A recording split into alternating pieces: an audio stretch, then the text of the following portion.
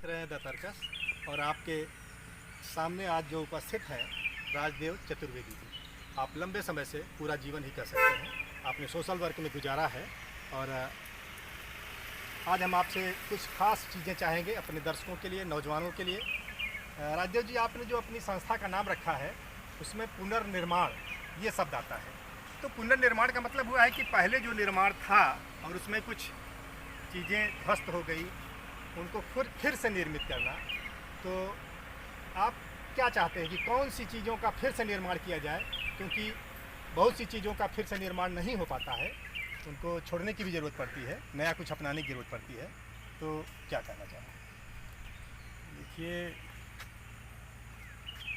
आपने जैसा कहा कि पुनर्निर्माण, चीज़ें तो हमारे पास हैं लेकिन अस्त व्यस्त हो गई। उन अस्त व्यस्त चीज़ों को फिर से कैसे हम एक लाइन से, एक ढंग से सजा सकें, यही पुनर्निर्माण का लक्ष्य है। अब इस सजावट के अंतर्गत अगर हम बात करें तो जिस तरीके से नारी अस्मिता की बात हमारे देश में थी वो कहीं ध्वस्त हुई है। तो महिलाओं की शिक्षा, महिलाओं के स्वरोजगार, महिलाओं का निर्णय में भागीदारी, महिलाओं को जो परिवार में, समाज में महत्व मिलना चाहिए वो कहीं ना कहीं कम हुआ है। इसके लिए पुनर्निर्माण की ज़रूरत है। दूसरे पुनर्निर्माण की ज़रूरत है कि हमारा देश युवाओं का देश कहा जाता है और करीब 33% आबादी देश की युवाओं की। अब इस 33% करीब 40 करोड़ 45 करोड़ लोगों की बात करें उत्तर प्रदेश में अगर हम जाते हैं तो आप मान सकते हैं कि 15-16 करोड़ की बात अगर हम करें, ये हमारे पास युवा हैं। इन युवाओं को सही दिशा देने की ज़रूरत है। ये पुनर्निर्माण का एक प्रक्रिया हो सकती है। इन्हें सही ढंग से शिक्षा देने की ज़रूरत है, इन्हें स्वस्थ रखने की ज़रूरत है, इन्हें खेल से जोड़ने की ज़रूरत है। आज जिस तरीके से युवा दिशा भ्रमित हो गया है, दिग्भ्रमित कहिए हो गया है, उसके ऊपर हमें ध्यान देने की ज़रूरत है। इसके लिए हमारे देश में यूथ पॉलिसी है लेकिन वो एक्टिव नहीं है। हमारे प्रदेश में यूथ पॉलिसी अभी अंडर प्रोसेस है कि यूथ पॉलिसी बने, युवाओं के लिए एक नीति बने कि युवाओं का विकास कैसे हो सकता है। केवल भाषणों से शायद विकास नहीं हो सकता है। हमें युवाओं के लिए ठोस नीति बनानी पड़ेगी और जो नीतियाँ बने उसके लिए ठोस कार्यक्रम बने। और कार्यक्रम और नीतियों बनने से कुछ नहीं होने वाला है। युवाओं के लिए जो बजट एलोकेशन की बात की गई है, अगर पैसा नहीं होगा तो आप किसी कार्यक्रम का क्रियान्वयन क्या कर सकते हैं। आज वर्तमान में जो सबसे चिंता की बात है देश में वो यही है, मेरे समझ में आता है कि घोषणाएं बहुत सारी हो जाती, बहुत सारी नीतियां बन जाती, बहुत सारे कार्यक्रम बन जाते हैं, लेकिन उन कार्यक्रमों के क्रियान्वयन के लिए, इंफ्रास्ट्रक्चर के लिए या मानव संसाधन के लिए जो कुछ भी रिसर्च वगैरह करना, उसके लिए बजट ही नहीं है। पैसा नहीं होगा, बजट नहीं होगा तो आप कैसे सारी चीज़ों को पूरा कर पाएंगे। राजेश जी, आपने अभी कहा कि नारी का सम्मान, आपकी बात से ये लगा कि पहले था और अब नहीं है। तो आप कब की बात कर रहे हैं कि जब नारी का सम्मान था? क्योंकि जब हम पीछे जाते हैं तो कई ऐसी चीज़ें हमको मिलती हैं कि जो नारी के लिए और भी शायद कष्टकारक और चिंताजनक परिस्थितियां थी, चाहे सती प्रथा हो, चाहे बाल विवाह हो और इस तरह की चीज़ें जो जिनमें कहीं ना कहीं धर्म का भी एक आवरण लगा हुआ था उसके साथ। तो आप कब मानते हैं कि नारी का सम्मान बेहतर था? और मेरा मानना है कि नारी के सम्मान में जो गिरावट आई वो धर्म के कारण ज़्यादा आई। धार्मिक बहुत सारे रीति रिवाज रहे, बहुत सारी रूढ़ियाँ और बहुत सारी परंपराएं देश में आई, जिन्होंने नारी को निचले स्तर पर ले जाने की कोशिश की। आपके जो शब्द हैं गिरावट आई, हाँ, इससे यह कहीं ना कहीं ध्वनित हो रहा है कि पहले कभी उसकी ठीक स्थिति थी और अब गिरावट आई या बीच में गिरावट आई। तो कब अच्छी स्थिति थी वो मैं थोड़ा सा चाहता हूँ कि नारी को अगर आप देखें तो वैदिक काल में स्थितियाँ उसकी बेहतर रही हैं। हम लोग देखते हैं अगर तो कई बार हम शिव को लेते हैं, शिव को अगर लेते हैं तो शिव ने हमेशा अपनी अर्धांगिनी को बराबर का दर्जा दिया। शैव काल जो था, या अब वो किस काल में था ये तुरंत मैं अभी आपको नहीं बता पा रहा हूं। ये अलग बात है। जो मैं दर्शकों से कहना चाहूँगा कि राजदेव जी जो बात कर रहे हैं उस बात में है कि हमारा पुरातन पहले जब भारत विश्वगुरु था तो जरूर कुछ न कुछ अच्छा रहा होगा, लेकिन बीच के कालखंड में जो शिव की बात कर रहे हैं वो भी एक तरह से जो वर्ण व्यवस्था और इस तरह की चीज़ें, शायद इससे वो बाहर की बात है, परे की बात है शिव की बात। और फिर तथागत की बात आती है, फिर श्रमण संस्कृत की बात आती है, सारी बातें ठीक है, हम उसके ज़्यादा तह में नहीं जाएंगे। आपने जो कहा उसको आगे ले चलते हैं। हम आपसे जानना चाहेंगे कि आज आपकी निगाह में देश की बड़ी समस्याएं क्या हैं और उनका समाधान आप कैसे देखते हैं?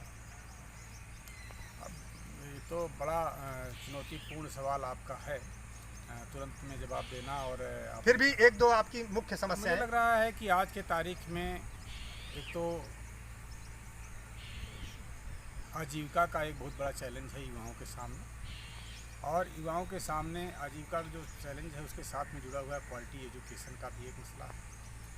देश के सामने स्वास्थ्य की एक बहुत बड़ी समस्या है जिसको लेकर के देश पूरा जूझ रहा है।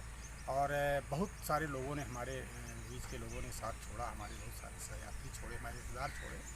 तो मुझे लग रहा है कि स्वास्थ्य पर और शिक्षा पर सरकार को बजट बढ़ाना चाहिए। और वो काम, उसके लिए हम लोग 2003 से लगातार संघर्ष कर रहे हैं कि 9, और फिर इधर जब मिलेनियम डेवलपमेंट आया तो उसमें हुआ 9 इज माइंड, मतलब 3% वहाँ करिए, 6% यहाँ करिए, 9% कम से कम स्वास्थ्य शिक्षा को मिला करके। लेकिन आज इससे ज़्यादा देने की ज़रूरत है। सरकार स्कीम बेस्ड या सरकार इंश्योरेंस बेस्ड जो स्कीमें ला रही है वो उससे काम नहीं चलने वाला है। मुझे लग रहा है इसका बजट एलोकेशन अगर बढ़ाया जाए स्वास्थ्य और शिक्षा का, तो स्वास्थ्य की समस्या और शिक्षा की समस्याओं से हम लोग उबर सकते हैं। और इन दोनों समस्याओं से अगर उभरते हैं तो फिर इसके बाद हमारा, मुझे लग रहा है कि विकास हो सकता है। और बेरोजगारी तो एक अपने आप में बहुत बड़ी बात है। देश आज़ाद होने के साथ साथ में गांधी ने देश में चरखे से आज़ादी लाने का कोशिश जो की थी, मैं तो भाई गांधी का समर्थक हूँ और गांधी का अनुयायी हूँ। तो मैं मानता हूँ कि गांधी ने बड़ा योगदान किया था और चरखा ने उस समय बड़ी क्रांति की थी। लेकिन पंडित नेहरू ने कहा कि चरखा टांग दिया जाएगा और औद्योगिकरण किया जाएगा। चीन ने हमारी इस बात को स्वीकार, मतलब गांधी के इस संदेश को चीन ने अडॉप्ट किया और घर घर में कुटीर उद्योग लगाया। और आज हमारे देश में भी उनके कुटीर उद्योगों के उत्पाद बिक रहे हैं। धड़ल्ले से हम सारे लोग खरीद रहे हैं। उनकी अर्थव्यवस्था कहाँ चलेगी, हमारी अर्थव्यवस्था कहाँ चली जा रही है। हम क्यों नहीं ऐसा कर सकते हैं कि हम कुटीर उद्योग को प्रोत्साहित कर सकते हैं। लेकिन अगर हम कुटीर उद्योग को प्रोत्साहित करते हैं तो मेरे समझ से सरकार को उन चीज़ों को जो कुटीर उद्योग बना रहे हैं उनके लिए बड़ी मल्टीनेशनल कंपनीज को लाइसेंस नहीं देना चाहिए, प्रतिबंधित कर देना चाहिए। नहीं, तुम ये नहीं बना सकते हो, तो उसके लिए कोई कंपनी नहीं आएगी। गांव का व्यक्ति अगर कुल्हड़ बना सकता है तो कुल्हड़ के विकल्प के रूप में बड़ी कंपनियों को कोई ऑर्डर हम नहीं देंगे, कुछ नहीं बन पाएगा। तो शायद मुझे लग रहा है ग्रामीण अर्थव्यवस्था को बल मिलेगा। दूसरी बात है कि हमारे देश में जनसंख्या इतना ज़्यादा, तो हाथ भी तो ज़्यादा हैं। अगर 33% हमारे पास यूथ है तो 36%, मतलब देश के 36% जो है जितनी आबादी उसे 36% हाथ है। इन हाथों को रोजगार देने के बारे में, यानी कि जो लोग जनसंख्या को एक आपदा मानते हैं वो उसको क्यों नहीं अवसर में बदलते? मैं नहीं मानता। मैं जो लोग मानते हैं वो उसको अवसर में बदले, क्योंकि हैंड्स हमारे पास एक धन है, एक संसाधन है। हम दुनिया में सबसे धनी कहे जा सकते हैं, 2-3 देशों में से हम एक हैं। हमें बिल्कुल आपकी बात से सहमति है कि हम जनसंख्या के मामले में धनी हैं और हमारे पास अगर 33 करोड़ यूथ हैं तो हम मानते हैं कि हमारे पास बहुत कुछ है। बस इनके हाथ को काम देना, इनके हाथ को हुनर देना, कौशल देना, ये सरकार का काम है। सरकार को इस तरीके की नीति बनानी चाहिए और नीतियों के लिए बजट और इच्छा शक्ति के साथ लागू करना। अभी आप बात कर रहे थे, एक चीज़ मैं बताऊँ आपको कि इसके साथ में जो आप जनसंख्या की बात कर रहे हैं, देश में सारे ज़िले नहीं, 154 ज़िले केवल हैं। 154 ज़िले हैं जहाँ का TFR 3 से ज़्यादा है, टोटल फर्टिलिटी रेट। आपके आजमगढ़ में, उत्तर प्रदेश में 56 ज़िले केवल हैं जिनके TFR ज़्यादा हैं, 3 से ज़्यादा। बाकी के तो दो आ गए हैं। 2.1 देश का आपके है। तो अगर 2.1 पर हैं या 2 पर हैं तो ये चिंता घबराने क्या बात, क्यों हल्ला करते हैं? ये केवल जो लोगों का ध्यान, पॉलिटिकल एजेंडा है, ये लोगों का ध्यान हटाने के लिए। जनसंख्या कोई ऐसा मसला नहीं है। और ये आप बताइए कि 33% अगर हमारे पास यूथ है तो क्या हम मानते हैं कि ये अपना सेक्सुअल रिलेशन, शारीरिक संबंध नहीं बनाएगा, इनके बच्चे नहीं पैदा होंगे? ये सोचना बिल्कुल बेवकूफ़ी की बात है। और 1 चाइल्ड नॉर्म को लेकर के चीन कितना परेशान आज की तारीख में दिख रहा है। हाँ। उसको उसने बैक लिया और फिर हम उसी तरफ बढ़ रहे हैं। ये बेवकूफ़ी वाली बात है मेरे समझ से भाई।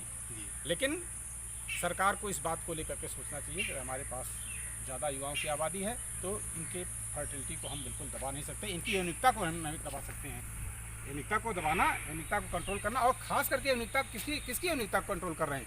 खास करके लड़कियों की यौनिकता को कंट्रोल करने की बात करता है। पुरुष की यौनिकता को नहीं कंट्रोल करने की बात करते हैं। लड़कियों को बाहर निकलने दो, लड़कियों को ऐसे कपड़े न पहनने दो। इस पर बहुत सारे मंत्रियों के, बहुत सारे लोगों के स्टेटमेंट आ रहे हैं। क्या मतलब है इसका? बिल्कुल। आज हम 21वीं सदी में जी रहे हैं, टेक्नोलॉजी इतना फैल गई, उसके बाद भी हम अपने सोच में परिवर्तन नहीं कर रहे हैं कि लड़की किस तरीके से सम्मान देना चाहिए। इस पर हम नहीं सोच पा रहे हैं। हम उसको उल्टा कह रहे हैं कि नहीं, तुम ऐसे कपड़े पहनोगे, ऐसे बोलोगे, ऐसे चलोगे, ऐसे खाओगे। क्या बात है? आपने अच्छी बात कहा कि युवाओं का देश है, तो क्यों नहीं हम ऐसी योजना करें कि 10 दिशाओं में जाएं, दल बादल सा छा जाए, हम पूरी दुनिया में हमारे नौजवान अच्छा काम करें, हम विश्व सरकार की बात करें, हम वसुधैव कुटुंबकम की बात करें, पूरी दुनिया को अच्छे रास्ते पर और खुशहाली की तरफ ले चलें। अभी आप बात कर रहे थे गांधी जी की, तो गांधी के रामराज की भी बात आती है। रामराज इन दिनों काफ़ी चर्चा में है, और जब हमारे देश के महामहिम राष्ट्रपति रामनाथ कोविंद हों, तो मैं समझता हूँ कि एक तरह से तो रामराज आ ही गया है। और हिंदू राज की बात होती है तो इस देश के अधिकांश राज्यों के मुख्यमंत्री और राज्यपाल वो हिंदू हैं, अधिकांश जिलाधिकारी हिंदू हैं, सारे बड़े पदाधिकारी हिंदू हैं, तो हिंदू राष्ट्र भी है। तो यहाँ जो हमें जिस तरह का एक कोई नज़ारा तो दिखना चाहिए कि रामराज की क्या चीज़ें हैं जो हमको आकर्षित करें और जिसको लेकर के हम और बेहतर कुछ कर सकें। कैसा लगता है आपको? देखिए, रामराज की परिकल्पना जो तुलसीदास ने किया था उस समय, पता नहीं वो था या नहीं, लेकिन परिकल्पना जो थी साहित्य की दृष्टि से आप देखें तो बहुत अच्छा था। और उसी रामराज की परिकल्पना को लेकर के गांधी का भी सपना था। आज जो सरकार है, जो रामराज कह रही रामराज आ गया है, वो रामराज की परिकल्पना तो तुलसी की थी, और ना ही उस परिभाषा को जो गांधी जी ने किया था उस परिभाषा पे ले पा रहे हैं। न ही को दुखी न दरिद्र न दीना, न ही को अबुध न लक्षण हीना। क्या बात करते हैं आप? रामायण की उन चौपाइयों को ले लीजिए, रामराज के बारे में जो हम लोग दर्जा 5 या 4 में पढ़ा करते थे, उनको आप ले लीजिए, देखिए कितना बढ़िया क्लियर कर दिया है। चाहे वो टैक्सेशन की बात रही हो, चाहे लोगों के खाने की बात अरे उन्होंने तो ये भी कह दिया कि जा सुराज प्रिय प्रजा दुखारी, सोन रिप अवश्य नरक अधिकारी। फिर आप बताइए, यहाँ तो सारे लोग दुखारी दिख रहे हैं, हमें कोई सुखारी दिख नहीं रहा। माने सब लोग दुख के अरी हो गए हैं कि सुख के अरी हो गए हैं। तो अभी हम आपसे बात कर रहे थे राजदेव चतुर्वेदी जी, आप एक बहुत ही संजीदा सोशल वर्कर हैं और पूर्वी उत्तर प्रदेश में आप अच्छा काम कर रहे हैं, और आपसे विचार हम समय समय पर लेते रहते हैं। कुछ खास संदेश नौजवानों के लिए क्या कहना चाहेंगे कि आप एक सोशल वर्कर हैं, उन्हें कैसे किस दिशा में जाना चाहिए, क्या सोचना चाहिए? नौजवानों को अपने भुजाओं के ऊपर भरोसा रखना चाहिए, अपने दिमाग को, अपने ज्ञान को, अपने कौशल को बढ़ाना चाहिए, वही उनका साथ रहेगा। किसी के पीछे जिंदाबाद मुर्दाबाद करने के लिए जाने की ज़रूरत उनको नहीं है। अगर उनके अंदर ज्ञान रहेगा, कौशल रहेगा, तो लोग उनके यहाँ आएंगे। और हमारे देश की सरकारें या देश के जो राजनीतिक दल हैं, ये चाहते हैं कि नौजवान हमारे पीछे जिंदाबाद मुर्दाबाद करें। मैं नहीं चाहता हूँ कि नौजवान हमारे जिंदाबाद मुर्दाबाद में फंसें। वो केवल अपनी शिक्षा, अपने ज्ञान, अपने कौशल को बढ़ाने में लगें, तो ही शायद उनका विकास हो सकता है, तो ही उनके परिवार का विकास हो सकता है, तो ही उनके समाज का विकास हो सकता है, तो ही उनके ज़िले और राज्य और देश का विकास हो सकता है।